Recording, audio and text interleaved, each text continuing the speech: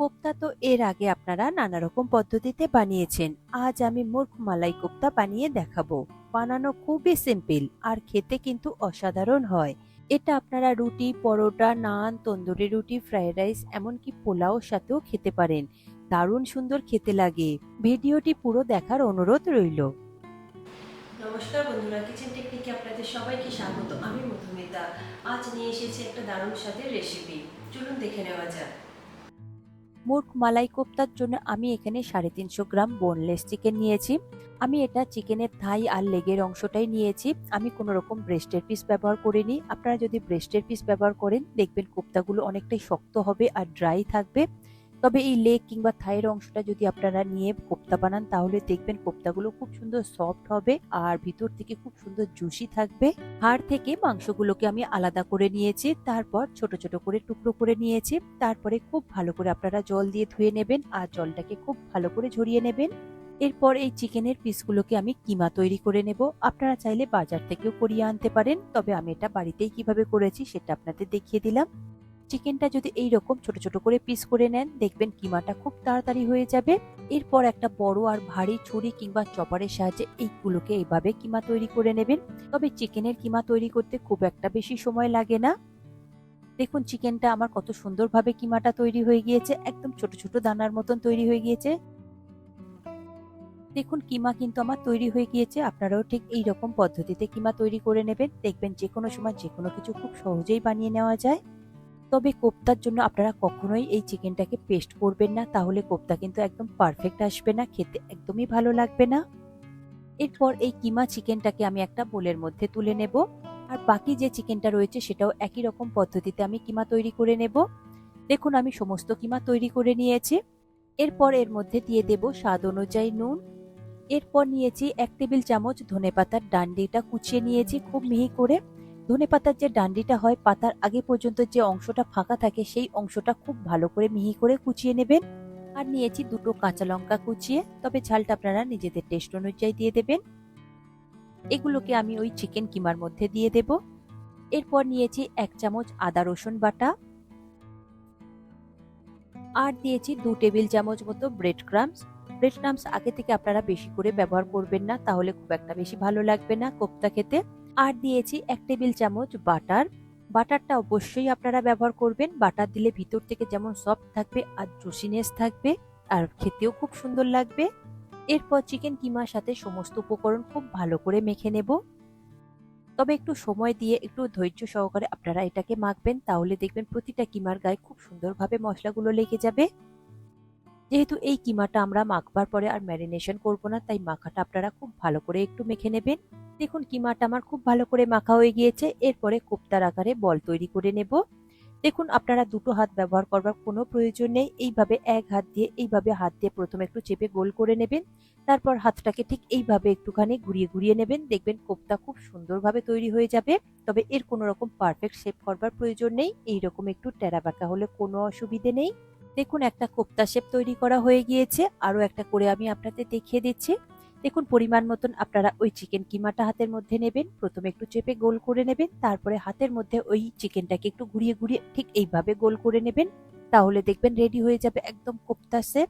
দেখুন আরো একটা আমার কোপ্তা রেডি হয়ে গেল। বাকিগুলো একই রকম ভাবে আপনারা তৈরি করে নেবেন। দেখুন আমি সমস্ত কোপ্তা তৈরি করে নিয়েছি। 350 গ্রাম চিকেন দিয়ে এতগুলোই কোপ্তা তৈরি হয়েছে।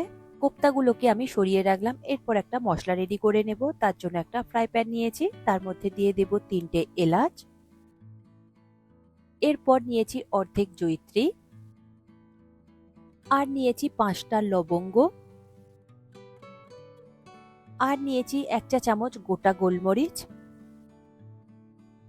সঙ্গে দিয়ে দেব সামান্য একটু নুন। এরপরে গ্যাসের ফ্লেমটাকে লোতে দিয়ে খুব ভালো করে এটাকে একটু ভেজে নেব। তবে নুন দিয়ে অবশ্যই আপনারা এই মশলাটাকে ভেজে নেবেন, তাহলে দেখবেন এর মধ্যে যে সুন্দর একটা অ্যারোমা বা ফ্লেভারটা রয়েছে সেটা আর বাইরে বেরিয়ে আসে না। তবে গুঁড়ো করবার পরে খুব সুন্দর গন্ধটা থাকে। দেখুন নাড়াচাড়া করে মশলাটা খুব সুন্দর করে ভাজা হয়ে গিয়েছে। এরপরে একটা বোলের মধ্যে আমি এটা তুলে নেব। ঠান্ডা হয়ে গেলে সুন্দর করে পাউডার করে নেবেন। এরপর ওই ফ্রাই প্যানের মধ্যে আমি দিয়ে দেব 1 থেকে 1.5 টেবিল চামচ মতো ঘি। আপনারা এটা অবশ্যই ঘি দিয়েই করবেন, আপনারা এর মধ্যে কোনো রকম তেল ব্যবহার করবেন না। ঘিটাকে লো ফ্লেমে খুব সুন্দরভাবে গলিয়ে নেবেন। দেখুন ঘিটা খুব সুন্দরভাবে গলে গিয়েছে। ফ্রাই প্যানের চারিদিকে একটু লাগিয়ে দিয়েছি। এরপর কোপ্তাগুলোকে ফ্রাই করে নিতে হবে। ওই ঘিয়ের মধ্যে কোপ্তাগুলোকে একে একে আমি দিয়ে দেব। আর কোপ্তাগুলো কোনো রকম ভাবে ডিপ ফ্রাই করবার প্রয়োজন নেই, এইরকমই শ্যালো ফ্রাই করে নেবেন। গ্যাসের ফ্লেমটাকে লোতে দিয়ে 1 মিনিট মতন একটা সাইড হতে দেবেন, তারপরে এটাকে উল্টে দেবেন, দিয়ে আরেকটা সাইড এইভাবেই করে নেবেন। এটা ভাজতে খুব একটা বেশি সময় লাগে না, 2 থেকে 3 মিনিট। যেহেতু এটা পুরোভাবে ভাজবো না, ভিতর থেকে হালকা দেখবেন একটু কাঁচা রয়ে যাবে, সেটা আমি আপনাদের দেখিয়ে দেব কিভাবে আপনাদের ভাজতে হবে।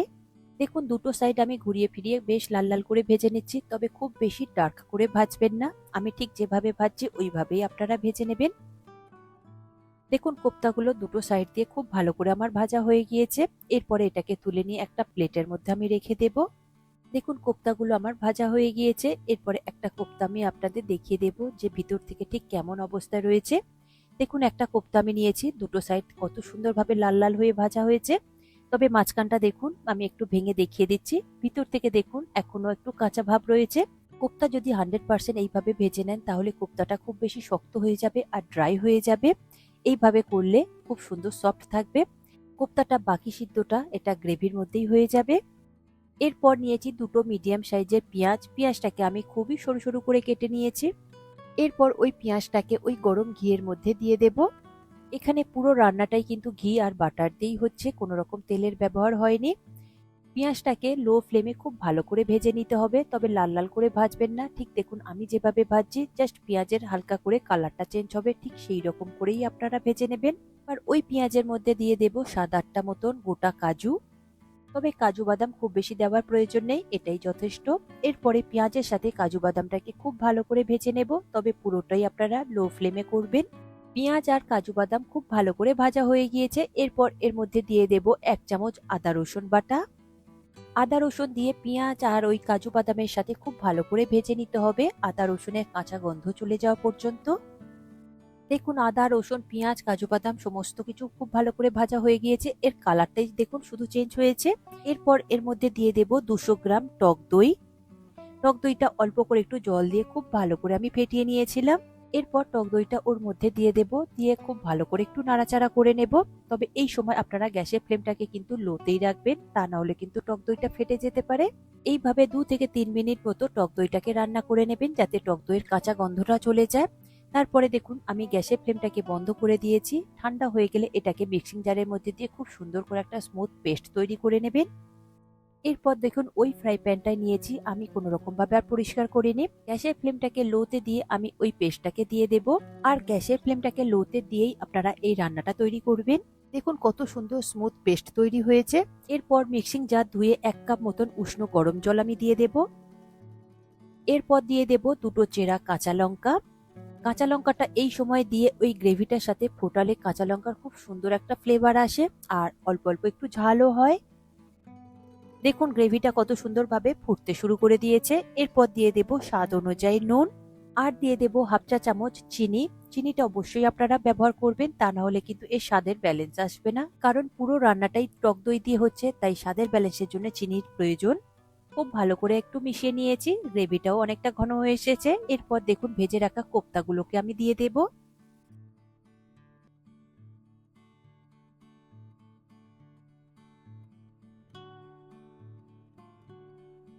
দেখুন সমস্ত কোপ্তা আমি গ্রেভির মধ্যে দিয়ে দিয়েছি। এরপর দিয়ে দেব 1 চা চামচ মতো ঘি। ঘিটা দিলে এই গ্রেভির মধ্যে অনেকটা রিচনেস আসে। এবার এই কোপ্তাগুলোকে ওই গ্রেভির মধ্যে খুব ভালো করে মিশিয়ে নিতে হবে। তারপর গ্যাসের ফ্লেমটাকে লোতে থাকা অবস্থায় এটাকে 4 থেকে 5 মিনিট মতো খুব ভালো করে ফুটিয়ে নিতে হবে, যাতে চিকেনগুলো খুব ভালোভাবে ভিতর থেকেও সিদ্ধ হয়ে যায়।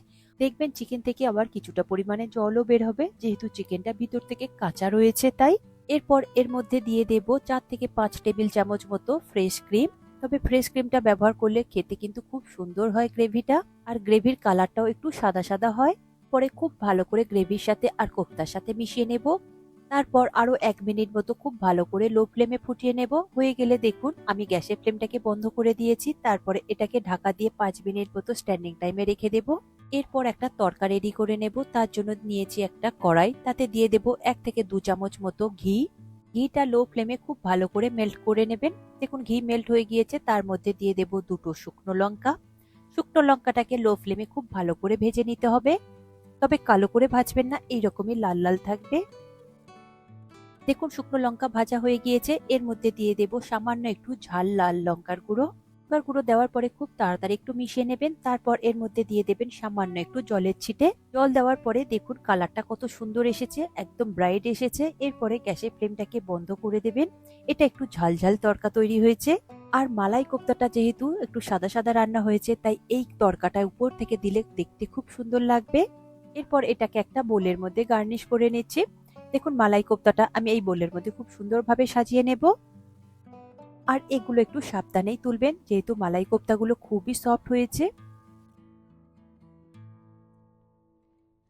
এরপর মালাই কোপ্তাটাকে সুন্দরভাবে গার্নিশিং করে নেব। দেখুন উপর থেকে অল্প করে আমি ওই মশলাটা দিয়ে দেব, যে মশলাটা আমি ভেজে রেখেছিলাম সেটা আমি খুব সুন্দর করে পাউডার করে নিয়েছি। এই মশলাটা গ্রেভি তৈরি করবার সময় যদি দিতাম তাহলে গ্রেভির কালারটাই একদম চেঞ্জ হয়ে যেত, এইরকম সুন্দর আর দেখতে হতো না। পর দিয়ে দেবো উপর থেকে ওই তরকাটা, যেটা তরকা তৈরি করে রেখেছিলাম ঝাল ঝাল, সেই তরকাটা উপর থেকে একটু গার্নিশিং করে দেব। এরপর দেখুন উপর থেকে আমি ওই শুকনো লঙ্কাগুলো দিয়েছি, আর সঙ্গে দিয়েছি অল্প কিছু ধনেপাতা। এরপর এই কোপ্তাগুলোকে আরো সুন্দর লাগার জন্য আমি উপর থেকে অল্প করে একটু ফ্রেশ ক্রিম ছড়িয়ে দেব। দিয়ে দেব অল্প করে একটু আমি কাসুরি মেথি রোস্ট করে রেখেছিলাম, সেটাকে গুঁড়ো করে উপর থেকে আমি ছড়িয়ে দেব। এই সমস্ত মশলা কিন্তু আপনারা অবশ্যই ব্যবহার করবেন, তাহলেই কিন্তু আপনারা মোরগ মালাই কোপ্তার আসল স্বাদটা পাবেন। দেখুন রেডি হয়ে গেল আমার আজকের রেসিপি মোরগ মালাই কোপ্তা। দেখতে যতটা সুন্দর হয়েছে, খেতে কিন্তু তার থেকে বেশি সুন্দর হয়েছে। দেখুন মোরগ মালাই কোপ্তাটা কতটা সুন্দর হয়েছে, কতটা সফট হয়েছে, সেটা আমি আপনাদের কেটেও দেখিয়ে দেব। চামচ লাগাতেই দেখবেন কোপ্তাটা খুব সহজেই কেটে যাচ্ছে, আর মুখে দিলে তো একদম মিলিয়ে যাবে। এটা আমি বলছি আপনাদের, করে একবার দেখবেন যে আপনারাও একদম বুঝতে পারবেন যে কতটা সঠিক তৈরি হয়েছে। আর দেখুন মালাই কোপ্তার গ্রেভিটা কতটা সুন্দর হয়েছে। আশা করি আজকের এই রেসিপি আপনাদের ভালো লাগলো। ভালো লাগলে এইভাবে একবার বানিয়ে দেখবেন, আমার মনে হয় আপনাদের সকলেরই ভীষণ ভালো লাগবে। ভালো লাগলে কমেন্ট করে অবশ্যই জানাবেন, আর লাইক শেয়ার করবার অনুরোধ রইল। চ্যানেলটি যদি সাবস্ক্রাইব করা না থাকে তাহলে সাবস্ক্রাইব করে নেওয়ার অনুরোধ রইল। আজ তাহলে এই পর্যন্ত, আবারও দেখা হবে অন্য কোনো দিন অন্য কোনো রেসিপির সাথে। সবাই ভালো থাকবেন, সুস্থ থাকবেন, আর ভিডিওটি পুরো দেখার জন্য অসংখ্য ধন্যবাদ।